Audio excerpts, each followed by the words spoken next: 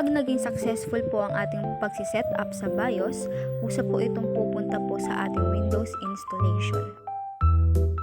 Sa Windows installation, pindutin ang Next at Install Now.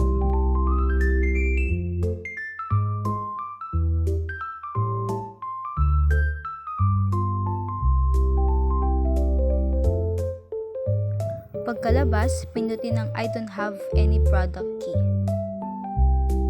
Hanapin at pindutin ang Windows 10 Pro.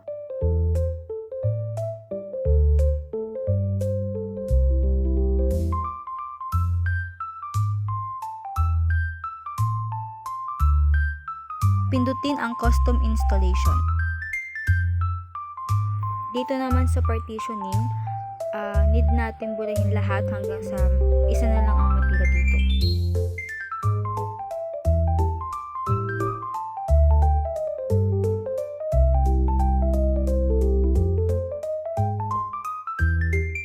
Pindutin ang New.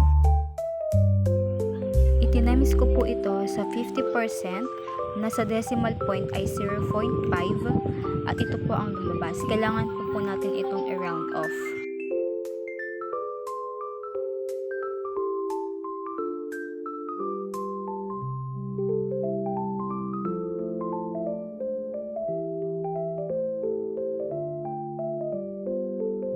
Pumunta sa partition 4 at ito ay i-format natin.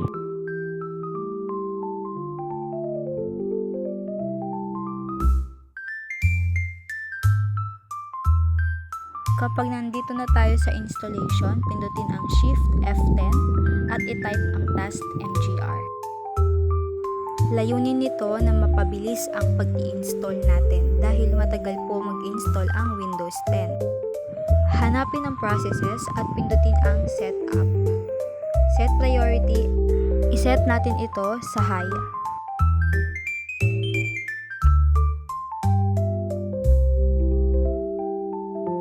Pagkatapos, hintayin na lang natin po itong ma-install.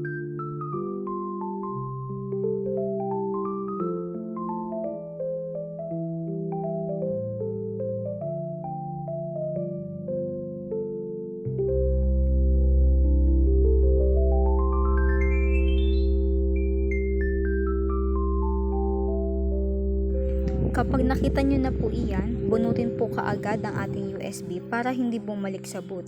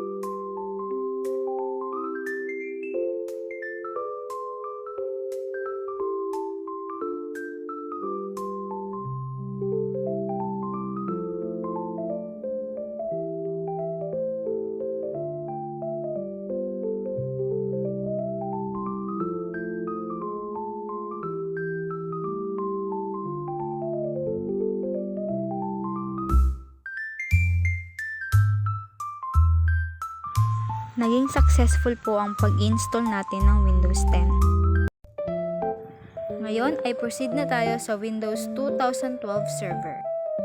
Same process po katulad ng sa Windows 10.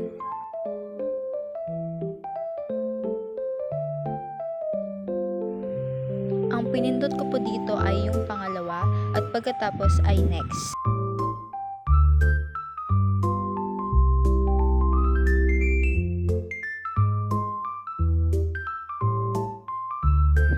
Accept all terms and then next. Pindutin ang custom.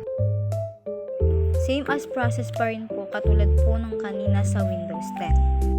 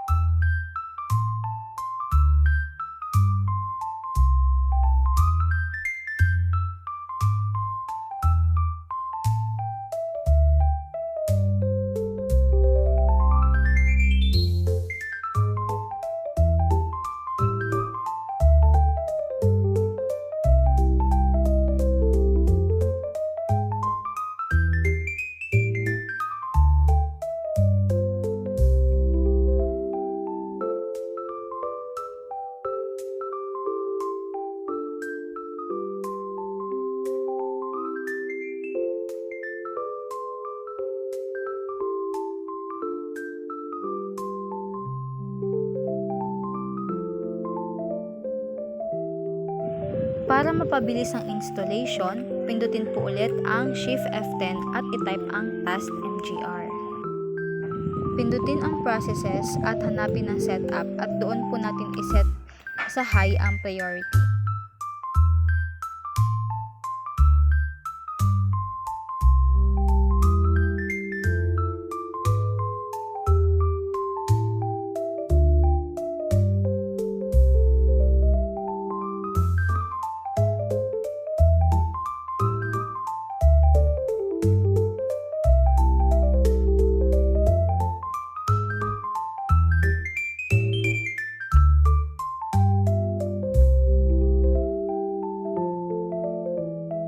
Alisin kaagad ang USB sa ating PC para hindi ito mapunta sa boot.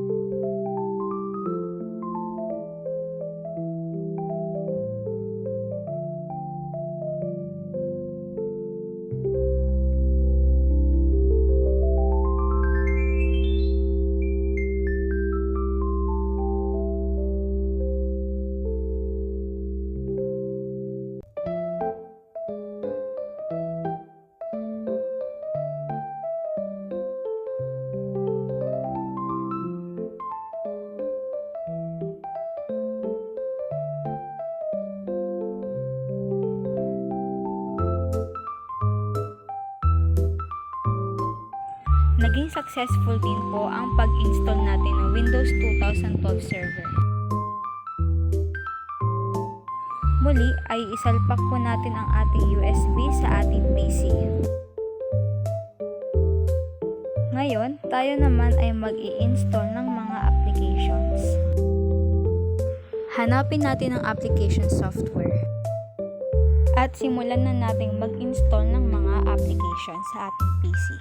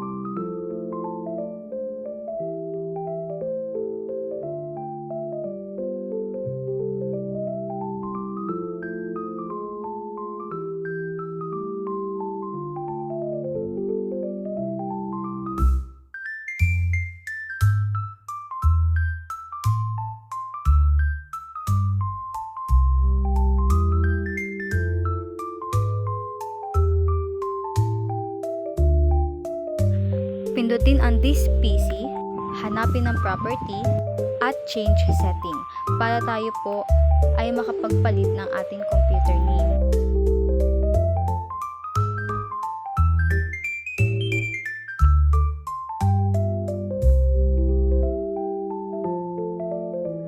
After natin magpalit ng computer name, pindutin po ang Start Now at hugutin ang ating USB.